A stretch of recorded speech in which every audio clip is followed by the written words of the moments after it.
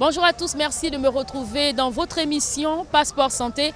Comme vous le savez déjà, nous sommes au mois consacré uniquement à la lutte contre les cancers féminins, le mois Octobre Rose, notamment le cancer du col de l'utérus et du sein. Nous sommes présentement du côté de la plage de Léomba où ont eu lieu quelques activités permettant au gouvernement de sensibiliser au mieux les femmes sur comment anticiper sur les maladies du cancer du col de l'utérus et du sein. Je vous invite à faire un tour de la foule pour nous recueillir de quelques informations auprès des concernés, comment elles ont vécu cette journée consacrée au cancer du col de l'utérus et du cancer du sein. Suivez-moi.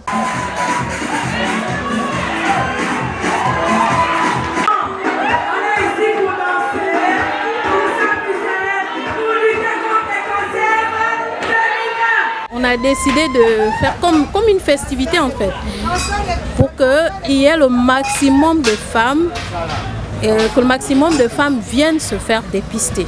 Hein. Parce que le dépistage en fait c'est pour la prévention du cancer du col et du sein. Demander à toutes ces femmes en âge de procréer de venir se faire dépister. Ce n'est qu'à travers le dépistage qu'on peut éventuellement non seulement prévenir le cancer, mais surtout savoir qu'on l'a. Parce que comme on dit souvent, un être bien portant, c'est un malade qui s'ignore. Donc si vous vous faites dépister, au moins vous serez au fin de l'information, vous saurez quel état vous avez. Et puis, c'est en se faisant dépister aussi que l'on peut tout de suite constater si vous êtes atteinte. Et plus vous vous faites dépister, plus tôt on peut vous prendre en charge. Nous, au niveau de la communauté des personnes handicapées, nous sommes à notre deuxième édition. C'est la deuxième édition où nous sommes associés, où nous nous impliquons. Mais je dirais que cette deuxième édition est quand même meilleure.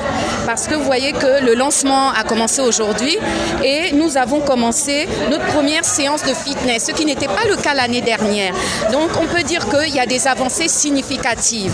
Il y aura une deuxième séance qui va arriver, mais moi personnellement j'ai beaucoup apprécié parce que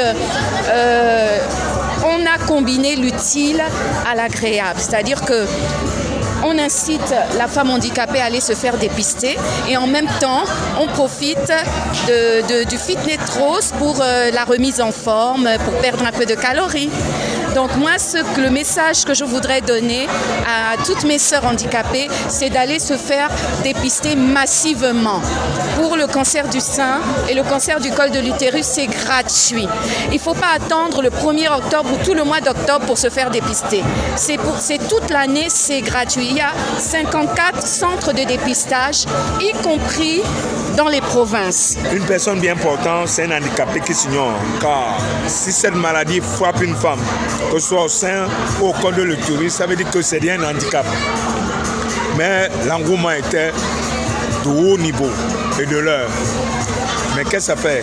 On peut qu'encourager, soutenir, afin qu'on puisse continuer le combat. Par la grâce de Dieu, que le Seigneur bénisse particulièrement cette première dame par rapport à l'anticipation de cette maladie, et que Dieu lui donne des armes particulières afin de combattre davantage, de ne pas s'arrêter là, et que Dieu lui donne l'amour, encore plus d'amour, plus de paix, plus de joie, de fidélité, et pour ne pas dire les moyens financiers, afin que mes soeurs, mes mamans, mes petites soeurs puissent se sentir à l'aise par rapport à ce sujet qu'elle s'est levée pour combattre.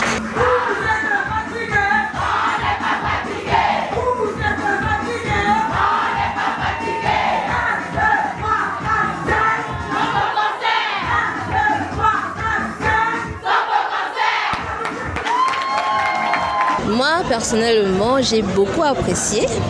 Il y a eu beaucoup d'implications déjà, on va dire politiques.